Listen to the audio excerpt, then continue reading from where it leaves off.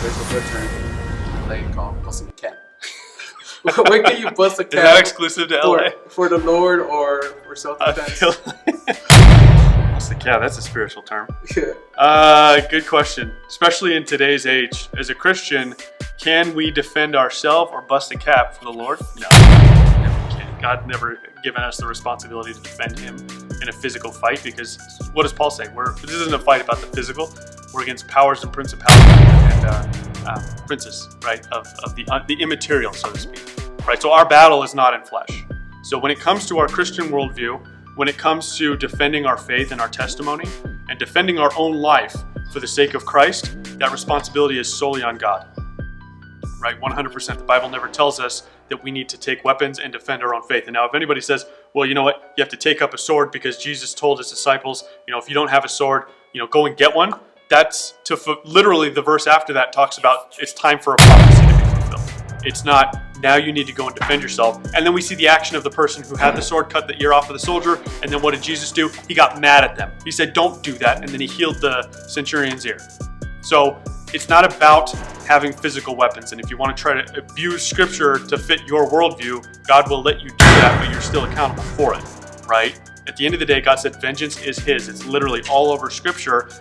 If we have to lay down our life for the name of Christ, then so be it, okay? Now, as American Christians, a lot of us own guns, okay? We've talked about this video. This is one of the first ones we did way back when we first started these. It is not an inherent sin to own guns. Gun ownership, defending your property, those are within our rights living in this, in this country with the Constitution as it is for now, right? We'll see what the future holds. But having a gun to defend your family and your home is not an inherent sin.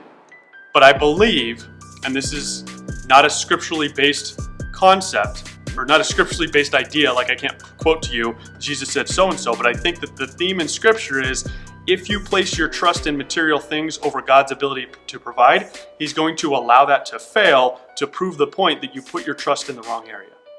So you can have guns, that's fine. You can play with them and shoot them and those types of things and use them, in home defense if the need arises. But if your trust is in your weapons over God's ability to protect you, you're proving to God that you don't actually trust in him, right? And at the end of the day, based on God's character, he will let that fail in your life. So you cannot be surprised if you find events where you're placing your trust in anything but God, fail miserably, and turn to God and say, why would you let this happen, when you've shown him where your trust and where your security is placed. And a lot of Christians today, it's placed in their armory, it's placed in their weapons, it's placed in their ability to shoot well, right? So there's a fine line, there's discernment that needs to be had.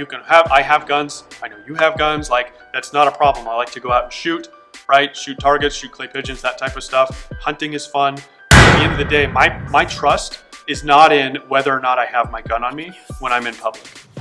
Right? We look at all of the miracles that God provided to the people who were his children, who were led by his spirit, and he miraculously saves them in any face of danger, right? And if our faith isn't to that position, maybe we should do a little bit of internal investigation and say, why am I placing my trust in something material that can break, or that can jam, or that cannot do what I want it to do when the pressure is on, versus the God who authored the universe, who said that he would keep his hand in my life if I place my trust in him. Does that make sense?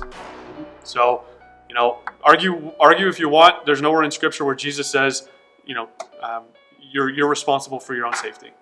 And it specifically says that if it's for the name of the Lord, you actually don't get to be involved in your safety, right? We see in Revelations talking about the martyrs for God, crying out saying, is the time coming, right? He didn't say, well, you know what, if you're faced with being a martyr, go ahead and protect yourself at all costs. It's, people are going to kill you. You're going to lay your life down for the truth that I've laid my life down for, and I am your example. So if you think that God's going to protect you from death for the sake of the name of his son, then you should ask, why wouldn't he do that for his own son, who he loves much more? So, there's a lot of issues with it. I think that American ideology leaks into American Christianity, and that ends up being unbiblical, because you're taking those concepts and reading them into the Bible versus reading the Bible alone, which transcends time and government and space, and the truths will always be applicable to our life, regardless of where we are living. And that's what our faith needs to be based on, because like I said, if we place our faith and trust in anything else, just like he did with the Israelites all throughout their ups and downs in the Old Testament, if we have idolatry, he will prove to us that it will let us fail, and it will lead us to destruction, and it will be on us. It will be our responsibility and our own actions that lead us there.